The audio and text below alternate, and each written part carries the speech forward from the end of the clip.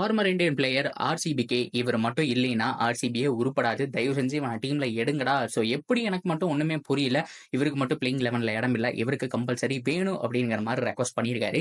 அந்த பிளேயர் யாரு? அது மட்டும் இல்லாம எவ்வளவு இம்பாக்ட்ஃபுல்லா அந்த பிளேயர் இருப்பாரு? அதை தாண்டி பவுலிங் யூனிட்ல எது வீக் சைடு, ஸோ இம்பாக்ட் பிளேயரா யாரை கொண்டு வரணும் அப்படிங்கிறது எல்லாத்தையும் டீடைல் இந்த வீடியோல பார்த்து தெரிஞ்சுக்கலாம். அதுக்கு முன்னாடி சேனலுக்கு போறீங்கன்னா மறக்காம சப்ஸ்கிரைப் பண்ணி சப்போர்ட் பண்ணுங்க. அப்போ அப்டேட் எல்லாமே உங்களை வந்து சேரும். சரி வாங்க வீடியோக்குள்ள போலாம். So first of all AB de Villiers அவரோட இடத்த நிரப்ப போறது யாரு அப்படிங்கிறத ஆர்சிபியோட கேள்வியா இருந்துச்சு 2 வருஷம் 3 வருஷத்துக்கு முன்னாடி. அவரு ரிட்டையர் ஆனதுக்கு அப்புறம் மேக்ஸ்வெல் எல்லாம் இருந்தாலும் இன்னும் ஒரு பிளேயர் கம்மியா இருக்கிற மாதிரியே இருக்கேப்பா. என்னதான் வந்துட்டு ஃபேப் டு பிளஸி, மேக்ஸ்வெல், கோலி 3 பேர் இருந்தாலும் இன்னும் ஒருத்தர் இவங்க மாதிரி பவர்ஃபுல்லா இருந்தாலே ஆர்சிபி நல்லா ஸ்ட்ராங்கா இருக்குமே. அந்த ஒரு 4வது பிளேயர் யாரு அப்படிங்கறதான் மிகப்பெரிய பிரச்சனையாவே இருந்துட்டு இருந்துச்சு. ஆனா இப்போ அந்த இடத்துக்கு 2 பேர் போட்டி. யார் யாரு அப்படின்னு பார்க்கும்போது கேமரூன் கிரீன் கலக்கிட்டு இருக்காருங்க. ஸோ அவருக்கு சில ப்ராப்ளம் உடம்புல இருக்கத்தான் செய்யுது. பட் இருந்தாலும் தன்னால முடிஞ்ச அந்த முயற்சி அப்படிங்கிறத போட்டுக்கிட்டே இருப்பேனுங்கிற மாதிரி இன்டர்வியூல சொல்லியிருக்காரு. ஸோ ஆர்சிபிக்கு செலக்ட் ஆனது மிகப்பெரிய சந்தோஷம். ஸோ ஹை பட்ஜெட் கொடுத்து எடுத்திருக்காங்க. நான் ப்ராமிசிங்கா அந்த லீக் ஃபுல்லாமே விளையாடுவேன் அப்படிங்கிற மாதிரி நம்புறேன். ஸோ எனக்கு எங்க இடம் கிடைக்கும் அப்படிங்கிறத பார்க்கலாம்ங்கிற மாதிரி சொல்லியிருந்தாரு. ஸோ அது மட்டும் இல்லாம எந்த இடத்துல நீங்க விளையாடுவீங்க அப்படின்னு எதிர்பார்க்கும்போது ஸோ ஓப்பனிங் என்னை பொறுத்த வரைக்கும் கம்ஃபர்டபுளா இருக்கும். அண்ட் பினிஷிங் இல்லைன்னா மிடில் ஆர்டர்லயும் ஓரளவுக்கு டீசெண்டா ஆடுவேன் அப்படிங்கிற மாதிரி தான் அவருடைய கருதா இருந்துட்டு இருக்கு. ஸோ ஃபேப் டு பிளஸி பொறுத்த வரைக்கும் எங்களுக்கு மிடில் ஆர்டர்ல கொஞ்சம் வீக்கா இருந்துச்சு. ஸோ இப்போதைக்கு நாங்க கேமரூன் கிரீனை எடுத்திருக்கோம். ஸோ அவர் உள்ள வந்ததுனால ஸோ மிடில் ஆர்டர் அண்ட் பினிஷிங்ல பார்த்தோம் அப்படின்னா மிகப்பெரிய ஒரு ஸ்ட்ராங்கான ஒரு பர்சன் ஆட் ஆகிறாரு அப்படிங்கிற மாதிரி ஃபேப் டு பிளஸி சொல்லியிருந்தாரு. அது மட்டும் இல்லாம அவருடைய 4 ஓவர் ரொம்ப குரூசியல். ஸோ நாங்க 10 குறைக்கு அவர்கிட்ட இருந்து 2 ஓவர் 3 ஓவரும் கடன் வாங்கிக்கலாம், இல்ல ஃபுல் ஓவரும் வந்துட்டு போட வைக்கலாம். அண்ட் பார்ட் டைம் பவுலராகவும் யூஸ் பண்ணலாம். ஸோ நல்லா பண்ணாரு அப்படிங்கிற பட்சத்தில் ஃபுல் டைம் பவுலராகவும் யூஸ் பண்ணலாம்ங்கிற மாதிரி சொல்லியிருந்தாரு. ஓகேவா? இப்போ கேமரூன் கிரீன் ஒரு பக்கம் இருக்கட்டும். இதை தாண்டி ஆகாஷ் சோப்ரா சொன்ன இன்னொரு பிளேயர் யாரு அப்படின்னு கேட்டீங்கன்னா வில் ஜாக்ஸ். அவருடைய ரெட் ஹாட் ஃபார்ம்ல இருக்கிறாரு. ரீசன்ட் டைம்ல பாத்துறீங்க அப்படின்னு சொன்னா நிறைய பேர் கன்சிஸ்டன்சி இல்லைன்னு சொல்றீங்க. ஓகேங்க. ஸோ அப்பப்போ 30, 40 அடிக்கிறாரு. ஒரு மேட்ச்ல திடீர்னு 100 அடிக்கிறாரு. கடந்த ஒரு 10 மேட்ச் நீங்க ஒரு ரெக்கார்ட் எடுத்து பார்த்தாலே வந்துட்டு அரௌண்ட் ஒரு 300 ரன் பிளஸ் வந்துட்டு இருக்கு. இதுக்கு மேல என்ன வேணும்? அண்ட் பவுலிங் ஓரளவுக்கு டீசெண்டா போடுறாரு. லைக் ஒரு ரச்சின் ரவீந்திரா நீங்க பாத்திருப்பீங்க. அவருடைய பேட்டிங் எக்ஸ்ட்ரானரி. எல்லா விதமான ஷாட்டும் இருக்கு. ரைனா மாதிரி பெர்ஃபெக்டா டைம் பண்ணக்கூடிய ஷாட்ஸ் வச்சிருக்காரு. நீட்டா ஆடுறாரு. கொஞ்சம் இந்த கசகசன் ஆடுற ஷாட்ஸ் எல்லாம் எதுவுமே கிடையாது. ஆனா அவருடைய பவுலிங் பாத்தீங்கன்னு வச்சுக்கோங்களேன், அவ்வளவு பெருசா இம்பாக்ட்ஃபுல்லா இல்ல. ஓரளவுக்கு டீசென்டான லைன் அண்ட் லென்த்ல தான் போட்டிருக்காரு. ஒரு மொயின் அலி மாதிரியோ ஒரு ஜடேஜா மாதிரியோ ஸோ இந்த மாதிரி வந்துட்டு லெஃப்ட் ஹேண்ட் பேட்டிங்கும் ஆடி பவுலிங் நல்லா போடுற மாதிரி ரச்சின் ரவீந்திரா தெரியல. பேட்டிங் ஜம்முன்னு ஆடுறாரு. ஆனா பவுலிங்ல ஒரு சில குறைகள் இருக்கு. சேம் அதே மாதிரி தான் வில் ஜாக்ஸ். 100% பியூர் ஸ்பின்னரா ஒரு நீங்க மேக்ஸ்வெல்லாம் நம்பி கொடுக்குறீங்களா அந்த மாதிரி வில் ஜாக்ஸை கொடுக்க முடியுமான்னு கேட்டா 2-3 மேட்ச் அவருக்கு பழகணுங்க. ஸோ இந்தியன் கண்டிஷன்ஸ் வந்து மேக்ஸிமம் மேட்சஸ் அப்படிங்கறத விளையாண்டதே கிடையாது. ஸோ இப்போ உள்ள வந்து விளையாடுறாரு அப்படிங்கிற பட்சத்தில் அந்த கண்டிஷன் பொறுத்துக்குவாரு. பவுன்ஸ் எவ்வளவு இருக்கு அண்ட் சின்ன சுவாமியில நம்ம தேவைப்படுமா மாட்டோமா, இல்ல வெளியில போய் விளையாடும்போது எஸ்பெஷலி ஒரு சேப்பாக்ல மேட்ச் இருக்கும்போது, இல்ல வான்கடையில் இருக்கும்போது, இல்ல லாங் கிரவுண்டான அகமதாபாத்ல இருக்கும்போது இவருடைய தேவை இருக்குமா அப்படிங்கறத பார்க்கணும். சோ எந்த கேட்டகரிக்குள்ள வருவாரு அப்படின்னா இந்த டிராவிஸ் ஹெட், அதுக்கப்புறம் வந்துட்டு ஜோ ரூட் இவங்க எல்லாம் பவுலிங் போடுவாங்க இல்லையா.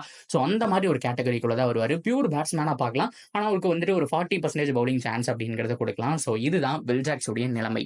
ஆனா பேட்டிங் மட்டுமே நீங்க வச்சு பவுலிங்கை மைனஸ் பண்ணிருங்க. அதாவது கேமரூன் கிரீனோட பவுலிங்கும் அண்ட் வில் ஜாக்ஸோட பவுலிங்கும் வந்துட்டு மைனஸ் பண்ணிருங்க. வெறும் பேட்டிங்கை மட்டும் வச்சு பாத்தீங்க அப்படின்னா என்ன பொறுத்த வரைக்கும் வில் ஜாக்ஸ் பெஸ்ட்டுங்க. கேமரூன் கிரீனை விட வில் ஜாக்ஸ் பெஸ்ட் அப்படின்னு சொல்லலாம். பிகாஸ் ஏன்னா வந்துட்டு ஒரு பியூர் மிடில் ஆர்டர். ஸோ கண்டிப்பா ஒரு ஓப்பனிங் ஒரு சில மேட்சஸ் ஆடி இருக்காருன்னு கேள்விப்பட்டேன். பட் இருந்தாலும் இந்த 1 டவுன் பொசிஷன்ல 4th டவுன்ல இதெல்லாம் நல்லாவே ஆடி இருக்காரு. அந்த இடத்துல இருந்து செஞ்சுரி அடிச்சிருக்காரு. ஆனா இந்த கேமரூன் கிரீனோட ரெக்கார்ட் நம்ம எடுத்து பார்த்தோன்னு வச்சுக்கோங்களேன். ஸோ மிடில் ஆர்டர்ல அடிச்ச ரன்னை விட ஓப்பனிங்ல மட்டுமே பார்த்தோம் அப்படின்னா ஏகப்பட்ட ரன் கோச் வச்சிருக்காரு. சோ ஓப்பனிங் ஆர்சிபில கிடைக்குமாங்கிறது மிகப்பெரிய doubt. And Virat Kohli, Faf du Plessis and one டவுனை பொறுத்த வரைக்கும் மேக்ஸ்வெல், ரஜத் பட்டிதர். சோ அதுக்கப்புறம் தான் கேமரூன் கிரீன், தினேஷ் கார்த்திக்ங்கிற மாதிரி வருது. சோ இந்த இடத்துல யாரையுமே ஸ்வாப் பண்ண முடியாது. சோ எடுத்த உடனே ஓப்பனிங் கொடுப்பாங்களாங்கிறது ஒரு டவுட் தான்.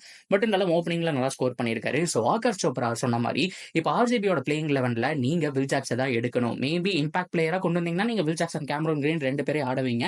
ஆனா என்ன பொறுத்த வரைக்கும் பார்த்தோம் அப்படின்னா அவர் இந்த அளவுக்கு சூப்பரா ஆடுவார்னு எக்ஸ்பெக்ட் பண்ணல. போன வருஷமே உள்ள வந்திருந்தாருன்னா நமக்கு தெரிஞ்சிருக்கும். ஸோ இப்போ பங்களாதேஷ் மேட்ச் போயிட்டு இருக்கு. அதுலயும் பார்த்தோம் அப்படின்னா கலக்கிட்டு இருக்காரு அப்படிங்கிற மாதிரி மென்ஷன் பண்ணியிருக்காரு. அந்த எஸ்பெஷலி அந்த டீமுக்கு எதிராக வந்துட்டு 53 பால்ல 100 என்னமோ அடிப்பாருங்க. நல்ல ஒரு இன்னிங்ஸ் பயங்கரமா ஆடினாரு. முதல் மேட்ச் ஆடுற மாதிரியே தெரியல. வந்தாரு டெலிகேட்டட் டச் அப்படிங்கிற மாதிரி 2-3 ஷாட்ஸையும் பார்த்தோம். அண்ட் கூட சப்போர்ட்டுக்கு மொயின் அலி இருந்தாரு.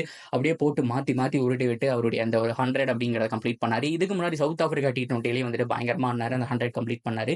ஸோ இதுக்கு முன்னாடி ஒரு செஞ்சுரிங்கிற மாதிரி பார்த்தோம். கிட்டத்தட்ட ஒரு 6 மாசத்துல ஒரு 4-5 செஞ்சுரிக்கு மேல வந்துட்டு அடிச்சிருப்பாரு வெறும் T20 மட்டுமே. அந்த அளவுக்கு பார்த்தோம் அப்படின்னா ஸ்கில்ஃபுல்லான ஒரு பிளேயர் தான். ஸோ நல்ல ஃபீல்டரும் கூட. கேமரூன் கிரீனை விட நல்ல ஃபீல்டரும் கூட. கேமரூன் கிரீன் நல்ல டாலு. பட் இருந்தாலும் வில் ஜாக்ஸ் வந்துட்டு கொஞ்சம் டிஃப்ரெண்ட். கிட்டத்தட்ட மேக்ஸ்வெல் மாதிரி தான் இருப்பாரு. நல்ல ஃபீல்டிங் அப்படிங்கிற மாதிரி பண்றாரு. ஸோ பொறுத்திருந்து பார்ப்போம் யார் ஸ்குவாட்ல எடுப்பாங்கன்னு சொல்லிட்டு. என்ன பொறுத்த வரைக்கும் ஆகாஷ் சப்டர் சொன்னது நல்ல பாயிண்ட். அவர் வந்துட்டு செம ஃபார்ம்ல இருக்காரு. பட் இருந்தாலும் நீங்க இம்பாக்ட் பிளேயரா அவங்க 2 பேரையும் ஆப்ஷன்ல வச்சாகணும். நீங்க செகண்ட் ஹாஃப்ல ஃபாஸ்ட் பவுலிங் தேவைப்படுது அப்படிங்கிற பட்சத்துல நீங்க வில் ஜாக்ஸ் எடுத்துட்டு போலாம். சாரி, கேமரூன் கிரீன் எடுத்துட்டு போலாம். செகண்ட் ஹாஃப்ல ஸ்பின் தேவைப்படுது அப்படிங்கிற பட்சத்துல வில் ஜாக்ஸ் எடுத்துட்டு போலாம். ஸோ என்ன பொறுத்த வரைக்கும் ஆல்ரெடி ஒரு டீடைல் வீடியோவும் போட்டு அந்த இம்பாக்ட் பிளேயர் பத்தி ஆரம்பத்துல ஃபேஃப் டூ பிளஸையும் மேக்ஸ்வெல்லையும் அப்படியே வச்சுக்கணும். ஒரு ஃபாரின் ஃபாஸ்ட் பவுலர் வச்சுக்கணும். அந்த இம்பாக்ட் பிளேயரா நீங்க யார் தேவையோ, ஒரு பவுலர்னா ஒரு ஃபெர்குசன் இல்ல ஒரு அல்சாரி ஜோசப் இந்த மாதிரி ரொட்டேட் பண்ணலாம். அப்படி இல்ல எனக்கு ஒரு இந்த மாதிரி ஆல்ரவுண்டர் வேணும் அப்படின்னா ஒரு வில் ஜாக்ஸ் ஒரு கேமரூன் கிரீன் ரொட்டேட் பண்ணலாம். ஸோ யாரை எப்படி எடுத்து என்ன மாதிரி ஆட போறாங்க அப்படிங்கறது எல்லாத்தையும் இன்னும் கொஞ்சம் நாளா தெரிஞ்சிடும். அண்ட் விமன்ஸ் ஐபிஎல் உடைய அப்டேட் மேக்ஸிமம் எல்லாருமே வந்து சேர்ந்துட்டாங்க கேம்ப். ஸோ பயங்கரமா வந்து ஸ்டார்ட் ஆயிடுச்சு. ஸோ Feb 23 ஸ்டார்ட் பண்றாங்க. ஹோப்ஃபுல்லி நல்லா ஸ்டார்ட் ஆகும். And RCB and Mumbai Indians second ஒரு கிளாஸ் வரும் அப்படிங்கிற மாதிரி எதிர்பார்க்கலாம். ஸோ நீங்க என்ன நினைக்கிறீங்க அப்படிங்கிறத தாராளமா கமெண்ட் செக்ஷன்ல சொல்லுங்க. தொடர்ந்து அப்டேட் சேனலோட நினைச்சிருங்க. மறக்காம சப்ஸ்கிரைப் பண்ணி சப்போர்ட் பண்ணுங்க.